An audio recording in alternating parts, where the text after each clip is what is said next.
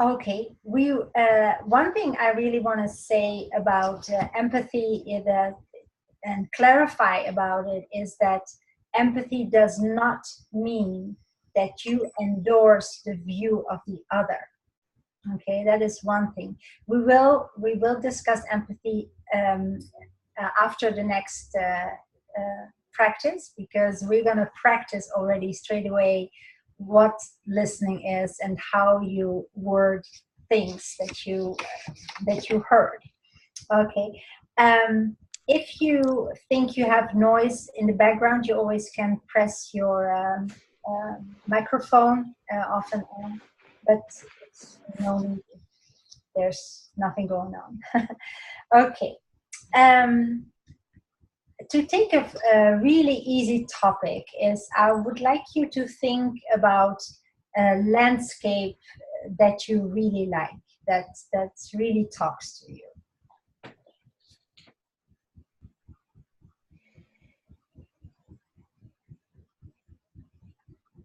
If everybody has one, then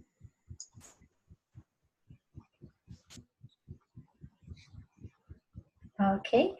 Now we are going to do an empathic circle, listening circle, and that means that I will start as a speaker, and I will choose a first person who will be a listener. The other three people will just listen also, but they won't feedback the person who spoke. So only the person that I ask for, can you listen to me, will give me back what I will ask you. I would like to choose Jessica as my listener. Now, the only thing you will feed me back, I will say one or two sentences only. Okay, I will not talk and talk. I will say one or two sentences, and you will give them exactly back to me, exactly the same sentences. Okay. Okay. All right. I love the sea. I love the ocean and the beach.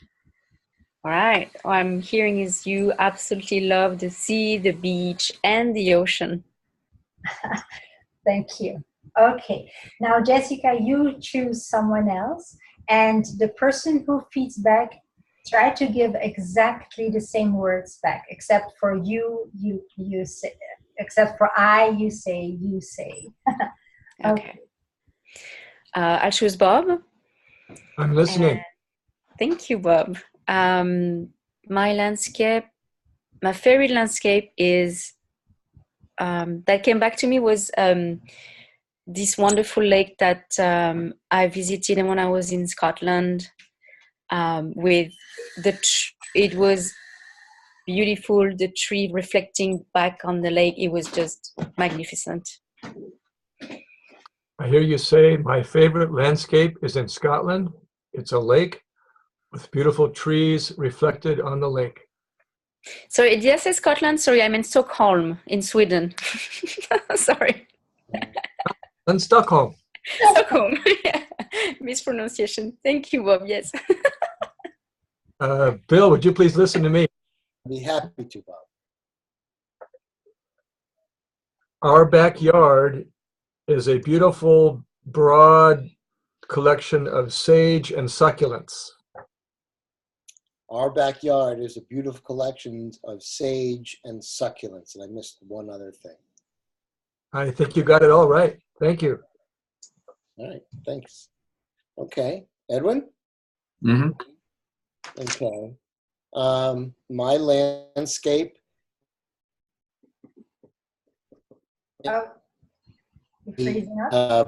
Filled estuary opening into the sea. You broke up a little bit. I was hearing your favorite landscape was an estuary that opens to the sea. That was the only part I heard. A what? Bird-filled. Oh, That's so it's a bird-filled sanctuary, the estuary that opens to the sea. Thank you. I feel heard. Mm-hmm. Okay, then Celia, I speak to you, right? So your last. Yeah, the favorite is a mountain, high Sierra lake up in the granite, you know, clear, super clear, cool water with a few little trees around it. Your favorite is in the high Sierras, a lake with high trees around it. I missed something. Yeah, just clear water. Clear water. Yeah, that's I love that. Yeah, that's it. Wonderful.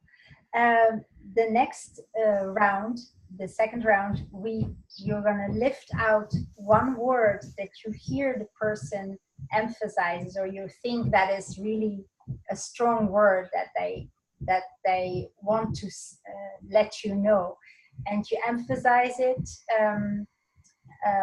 or you can also bring it up front, like a lake. If someone says, I love a lake, then you can say, a lake is what you love.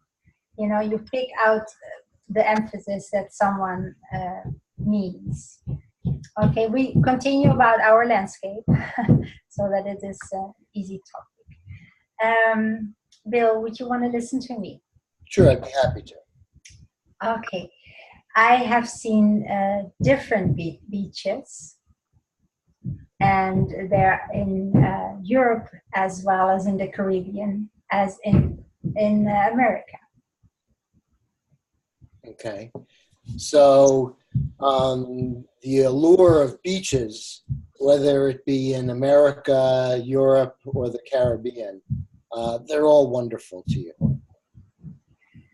Yes, and they were different. I've seen different. Thank you. Okay. All right. Jessica, would you listen to me? I would love to. Okay.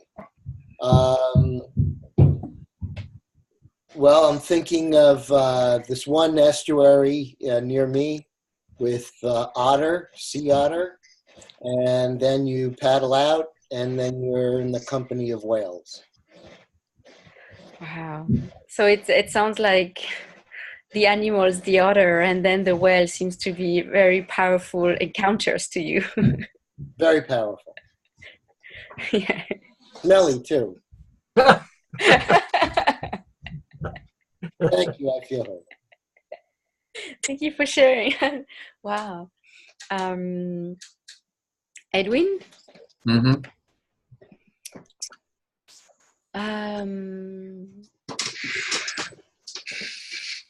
I guess what I really loved about this landscape that I had in mind was, I don't know, it was just peaceful and quiet and beautiful, like in a raw way. The reflection of the trees on the lake just, I don't know, it just blew my mind. Mm. So it just, the experience just blew your mind of the peacefulness and the quiet. And the beauty, yeah. And the beauty of it. It's just, I mean, it's like the blowing of your mind. Yes. Thanks, yes. Okay, then I'll speak to Bob. I'm listening. And for me,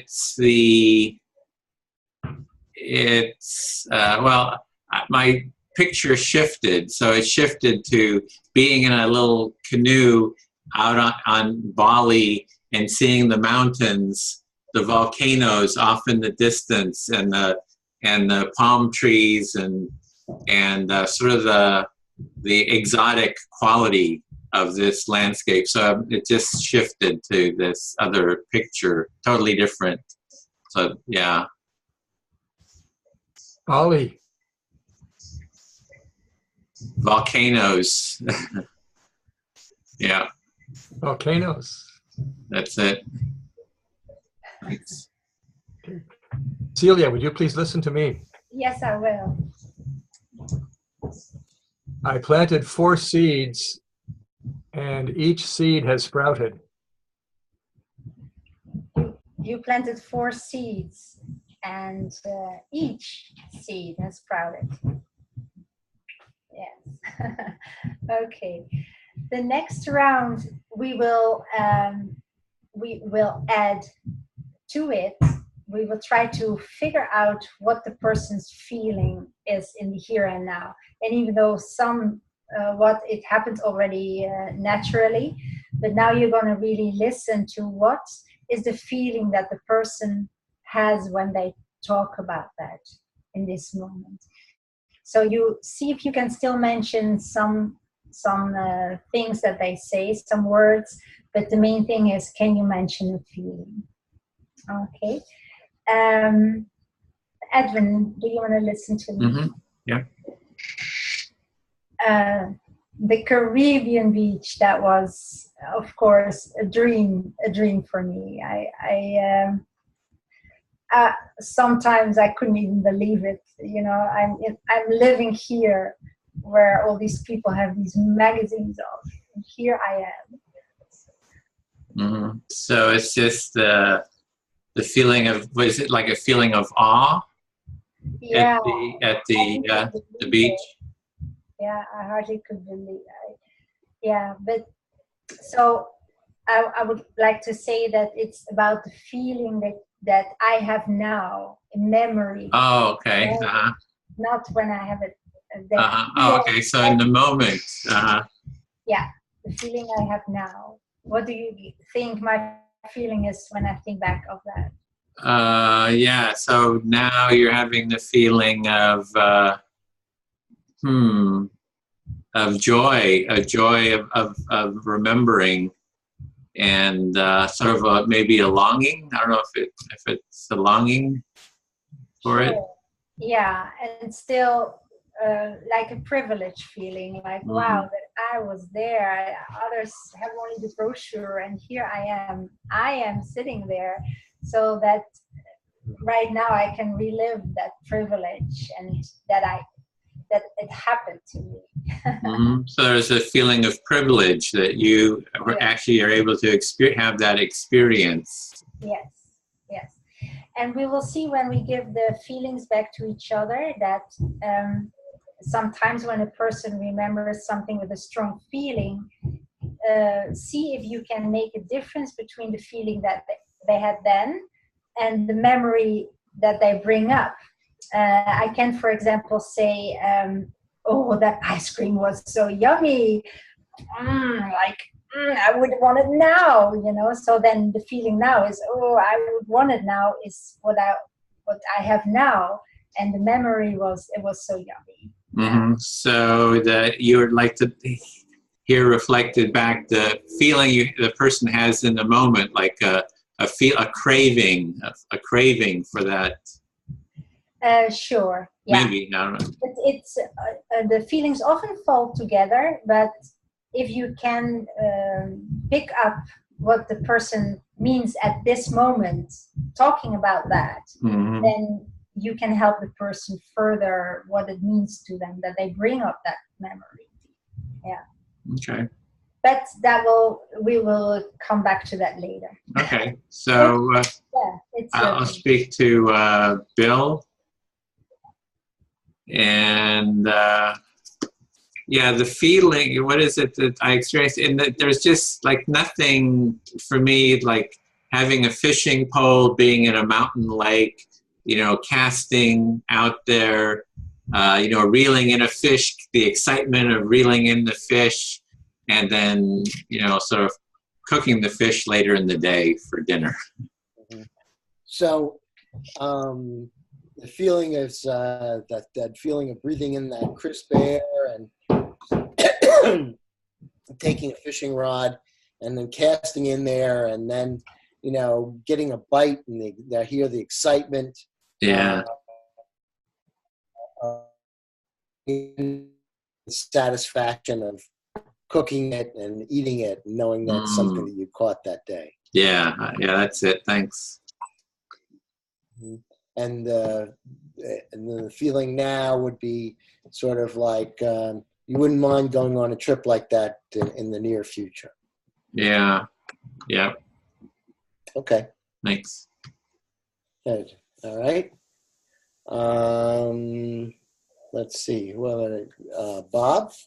I'm listening. Or Celia? Okay, Bob.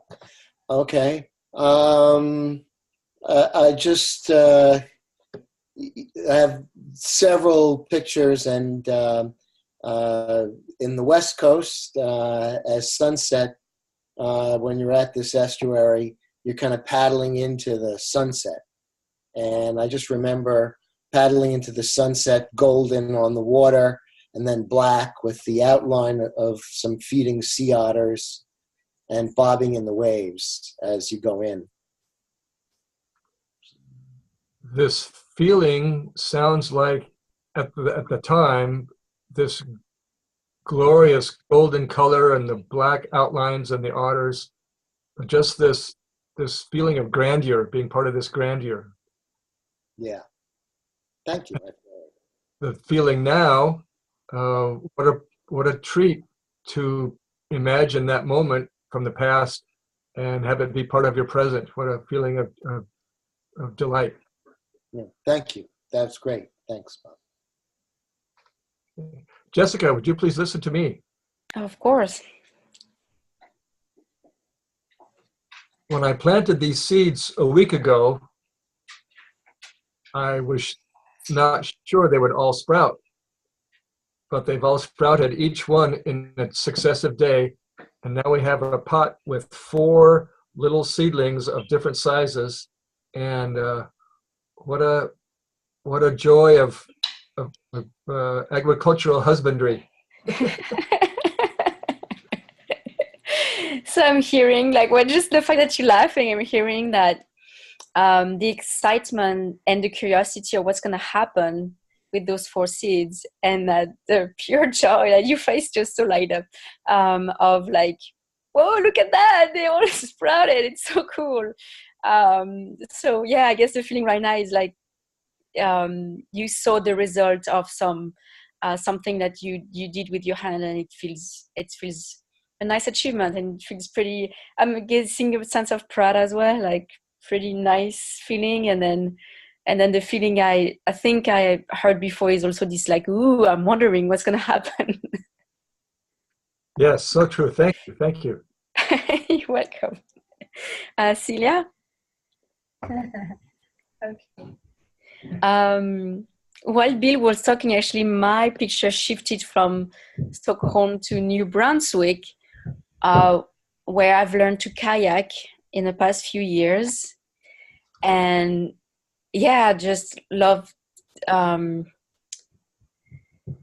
these new activities I've been learning. And same thing, lots of tree around in New Brunswick, and kayaking on French water. And always, every time I go, I want to meet this beaver that apparently is being around, and I'm the only one in the bay who hasn't met this beaver yet. So every time I'm like, I like to meet this beaver guy.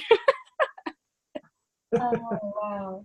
So, first of all, I need to apologize. I think there's hammering on the neighbors. They're renewing the apartment. But listening to you, you mentioned that by hearing us talk, all of a sudden you thought more about the kayaking, and especially about a special guy you would like to meet, which is a beaver. And you're so excited for the coming times. Who knows, this time you will meet them. And even the thought about that you caught yourself, actually, that you have fun, that you look forward to that. That's I mean, who looks forward to seeing beaver? You do. Yeah. Yeah, exactly. Yeah. Okay, perfect. Thank you. Thank you. Yes. So now I do 2 more rounds if the hammering above allows me. Was it not too bad, Edwin? The hammering? No? Okay. We hear a little bit. Oh, okay. Okay. It kind of comes and goes. You can always mute if you're not speaking. I'll try to do in between. Yeah, thank you. So round 4 is to talk a little bit more, even though we did that already, give some more sentences. And now the person who listens and gives back, they try to find synonyms for words, and they don't need to give all the words back. Just try major ones that capture the story, what we actually already moved towards to capture the story.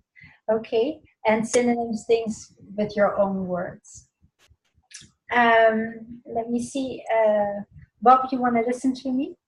I'd be happy to. Yes. Wow.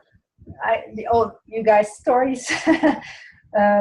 I go back to my beach because even though I was thrilled in Mexico and then the weather was so beautiful, the scent of the beach in Europe, in France, where my mom lives, and is so different, but it feels so strong under your feet. It's such a different feel. Like the feeling in Mexico is more silky, but the beach in France is like it supports you. It's like it holds you. So you're recalling beaches. Yeah. The beach in Mexico is soft and smooth and caressing. Yeah. The beach sand in France is coarse and strong and supporting. Yeah. Yeah. And I guess, hearing myself saying those things, it's like I miss going to France, I guess. In short. So you miss France. Yes. And now that Jessica's here, I'm double reminded. Thank you. All right. Okay, Edwin, would you please listen to me? Yep. Um, See that you might mute just Yes. there's a little bit of pounding. Yep. Yes. The color of these sprouts is like a jewel, like a fresh, moist green jewel. So you're saying that the color of these sprouts is like a fresh jewel, and sounds like there's some celebration or real joy about the qualities there. And this green color, it's bright and lively and joyful. Mm-hmm. So it's real. So when you see these colors, you're seeing kind of a green, joyful quality, feeling a real sense of joy. Green joy. Green joy, yes. Thank you. Thank you. Okay, I'll speak to Jessica. Yes. Yeah, there's something about fishing up in the Sierra Nevada mountains. It's I'm kind of on my own. I've got my fishing pole. I got to climb over rocks. I got to go. Just it's kind of this adventure. And then I look, where could a fish be? And I throw the line out there, kind of reel it in. You catch one. There's just kind of this feeling of excitement, and it's like I feel really sort of grounded, and I don't know. It's just I don't know. I don't even know how to describe it. It's just so much joy and sort of just pleasure, self-connection. Yeah. Yeah, it sounds like you are in your own self-adventure, and you are alone, but you're not lonely. Like you're full of yourself. Like it's full of you, Yeah. and it feels this experience of deciding what to do, where to go, what to catch, and when you catch, the excitement of it. It's I'm guessing there's some simplicity as well about it. That's just me, nature, and then I'm just feeling whatever I need to feel right now. Yeah, it's adventure and challenge. Yeah, like some kind of like discovery and kind of like challenge of catching the fish. Am I smarter than the fish? Who's smarter, the fish or me? So I wouldn't say it's a competition, but it's like lots of curiosity. What's happening next? Like again, a challenge. Yeah. It's not right there, but I was going to say who's going to win, but it's not really a winning thing. It's just like who's going to get who. Yeah, yeah, I feel heard. Thanks. Thank you for sharing. It's a beautiful experience. Bill?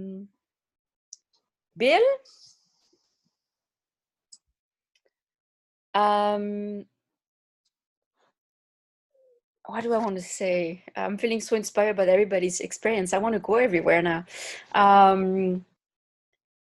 Just that I'm so looking forward every time now that I go to New Brunswick and discovering this new passion of kayaking, which surprised me because I'm not a water person. I'm more a mountain kind of tree person. Water, like, I don't like to put my feet where I don't see where it's going. If I see dark at, like, I just like, ooh.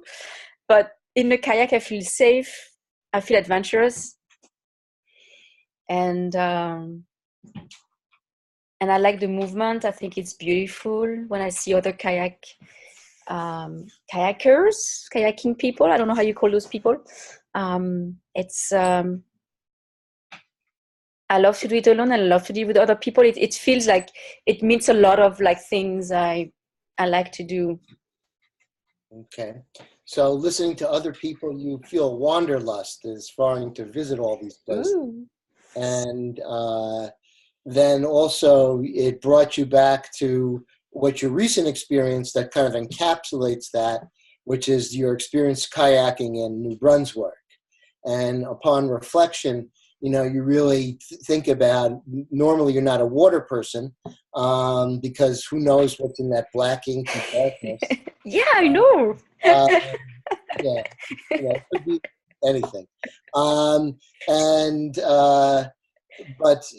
in the kayak, you know where you are, and you're in the boat, and it incorporates a lot of graceful movement. And you look at the other people, and you see they look graceful, and so it's really a developing passion of yours. Yeah, it's a discovery.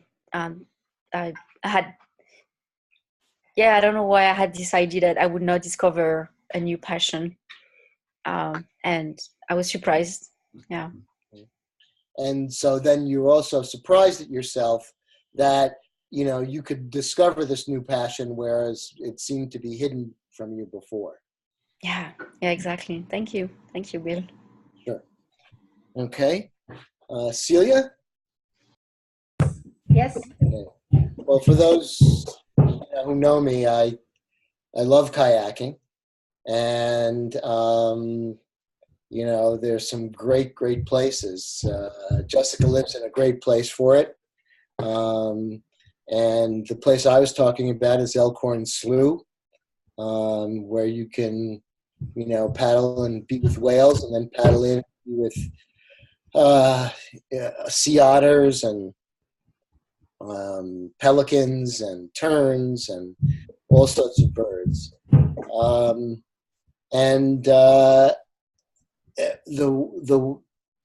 What I really love about kayaking is the exercise, but also you're kind of meeting the animals on their own level.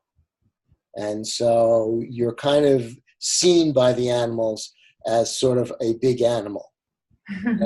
and then you communicate with them through movement. And so it's very interesting to see how your movement will affect the behavior of an animal or not. Wow. Yeah, well, first of all, you love kayaking. If anybody talks about it, you jump in. And the main thing is that you feel you are on the same level as the animals. The animals that you encounter, the sea otters and all the other beautiful creatures. I've seen images of them. And that you really are equal to them on their level, and they see you as another animal, so you're both in a beautiful paradise. And that's not only, I think, something you cherish, but it's even a message of you to let us know a person can be on the same, on the level of empathy with an animal. Thank you. I feel heard. Yeah. Okay. All right. Well, we moved already quite in the direction of the last round. And the last round is you give back the gist of the feeling that the person is talking about and of what they say. So dive straight away in what and on the underlying message that you can capture from it. Like we did it already somewhat, you know, we moved already a little bit more towards it. So see if you can do it this time. Edwin, would you want to listen to me? Or who did I not ask to listen to me?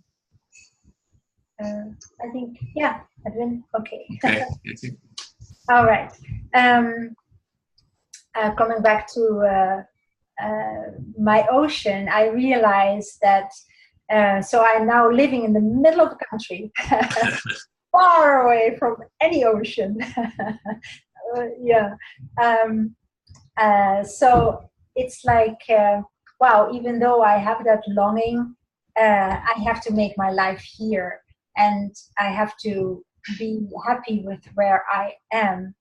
And how can I get those supporting and the pampering feelings of those beaches in me or with me to support me in my life? That's one of my questions I ask myself. Mm-hmm. So the being on the beaches is a very supporting and pampering environment for you. And now you're like 1,000 miles from the beach, and you're just wondering, how can you create that supportive and pampering environment where you are in the middle of the country? Yeah, yeah. And one way that I do it is, of course, I can bike here, and I talk to the trees. The trees here are magnificent and huge and big, and when I bike under them, I cannot touch them, but I mentally touch them. Okay, so it's the experience of riding your bicycle through these trees, and you can't touch them. You don't touch them like physically touch them, but there's sort of an emotional touching that you have, a feeling. You sort of touch them emotionally, or yeah, and that yeah, my main thing underneath is that I think wherever you are, you will have a possibility to touch with that quality of nature that supports us humans, I think. Mm-hmm. So it's like wherever you are in the world that you can connect with and touch nature. It's sort of like finding how to touch. You're kind of looking at how to find to have that connection and that touch with nature. Yeah. And I caught myself because I said, wherever you are, that I mean wherever I am. Yeah, there I go. Oh, so you kind of a little bit of self-criticism because you use the you instead of the I. So you caught yourself. I heard it, and then also I realized I came to some insight. I said, no, that's really what I'm doing. Mm-hmm. So you're bringing the awareness back to yourself instead of the kind of a generalization, and feel a little humor out of that, maybe. Thank you. Okay, speak to Jessica. Yes. Yeah, so I've kind of talked through the fishing experience. Somehow my mind is drawn to the being in the Bali. I bought a little outrigger canoe, you know, and with a little sail, and I sailed along the north coast of Bali, and it was just magical. It's like this magical world of seeing these palm trees, these volcanoes, you know, it's all very exotic. And then there's the volcanoes of Java, you know, off kind of in a row in the distance.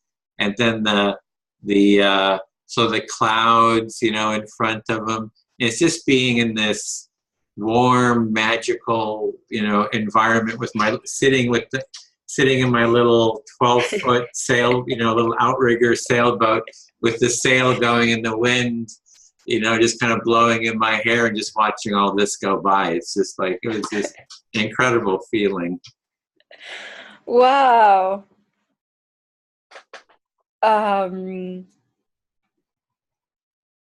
Yeah. I'm blown away.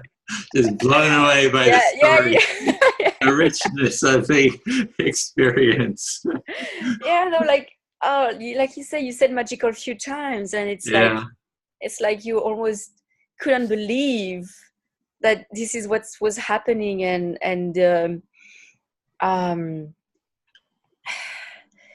unlimited joy that it provided you, like this wowness. I don't know if I think it's exotic.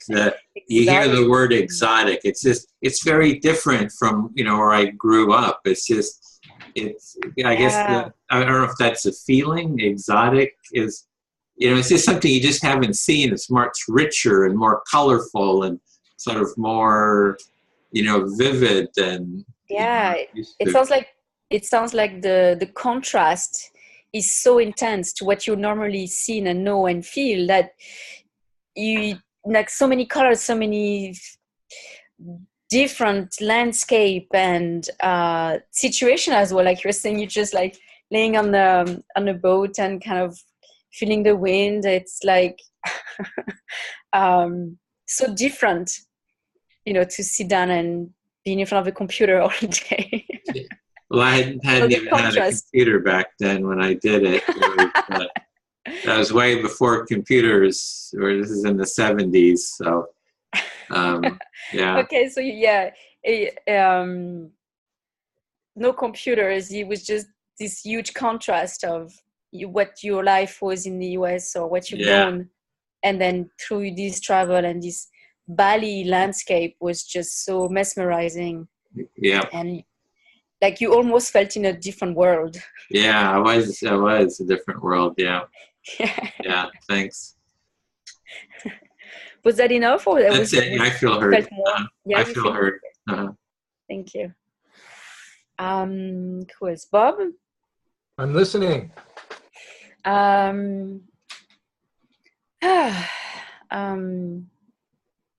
don't know if I have more to say about the cake. I'm just so happy about it. What I got to think is about the future, about every time we go in New Brunswick, it's my husband's, my parents-in-law, and they live in this beautiful bay, Belle Isle Bay, it's called, and there's fresh water, and it always brings back to me the issue with climate change, and remembering a conversation I had with a friend telling me, in Canada, we're so lucky. We have a lot of fresh water, and, the world is going to go to an end. So be sure you're going to be close to a source of fresh water just in case. So it sometimes this weird contrast between, wow, it's so beautiful, and I'm so privileged and so lucky. And then this anxiety of like, okay, maybe I need to settle here because you never know what's going to happen. And I need to create a community, and then let's go back to support each other. Like I'm getting this thinking pattern as well when I'm there. When you imagine the New Brunswick experience with this beautiful fresh water and the lovely trees and your husband's parents' home, there's a sense of safety and joy and beauty. And then you bring in this thought of climate change and scarcity and want, and this tension between experiencing this tremendous beauty and fearing for others who may not have the sustenance they need. That's exactly it. That's very well said, better than me. Thank you, Bob. Celia, would you please listen to me? Yes. The miracle of new plants. With my fingers, I put the seed in the soil. Each day I took my watering can and added water. But it's the inherent life in the seed and the nurturing of the soil that really made it happen. And what a humbling experience to be part of this miracle of new growth and new life just by pushing down a seed and adding a little water. Yes. Wow. Yeah, you're still in full amazement that how that it works, that there is a seed and you put it in the dirt and it needs only some water in that dirt and then it comes by itself, and to witness that, to have the honor to witness it and to be part of that. Yeah, it's like we could not honor that enough. And the future, possibly, from this little tiny seed, and I'm told that this plant can grow several feet high. Wow. A 3 or 4 foot plant come out of a little tiny seed. Yeah. How is that possible? How can a giant like that come from a little thingy like that? Yeah, and that's also an analogy, right? Like, wow, it's possible to grow something beautiful from something little. Thank you. I feel fully heard. Thank you. Okay. Bill, did you already get a turn? No. No. Okay. In this round, I don't think so. Would you choose someone to speak to? Sure. I'll speak to Edwin. Okay. Okay. Okay. Well,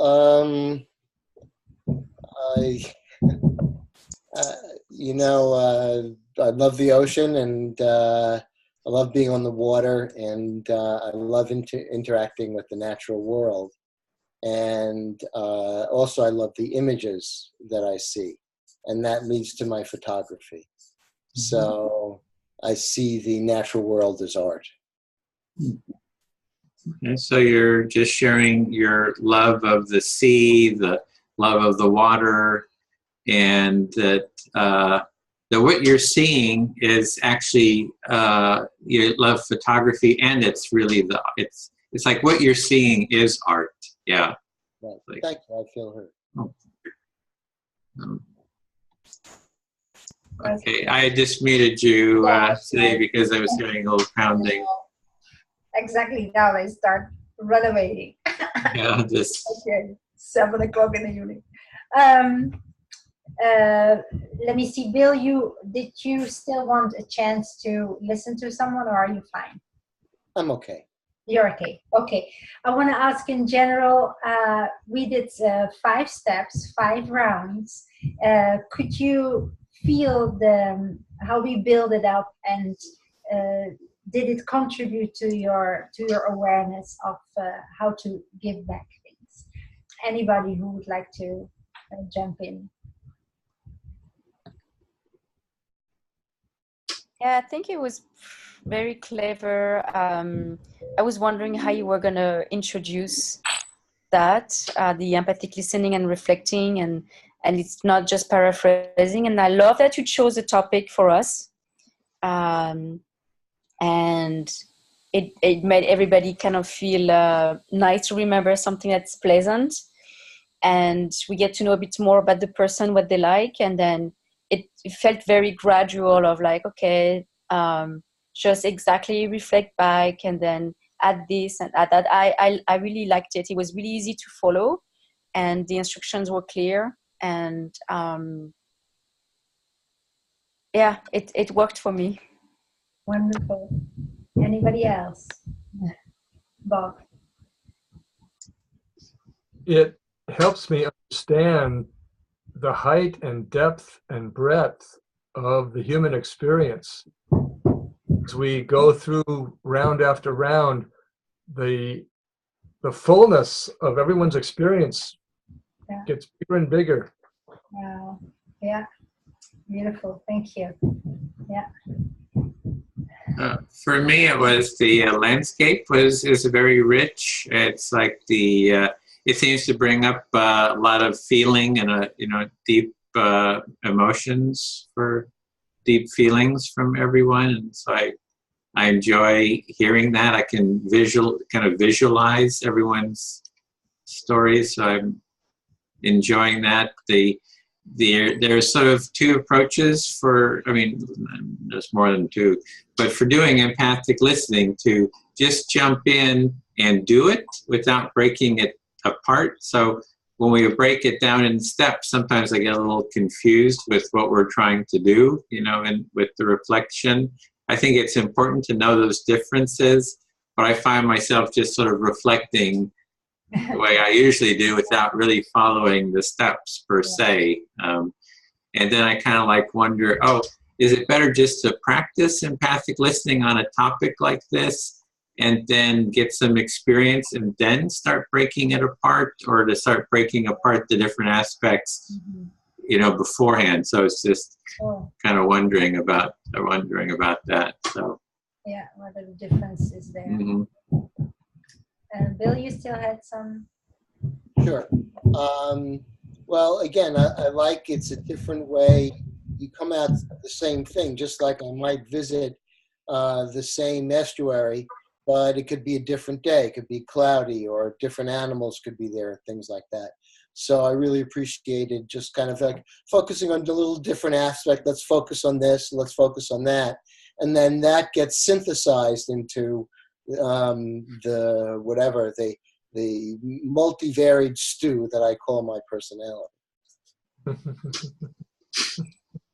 Okay, can you stop the recording, Edwin?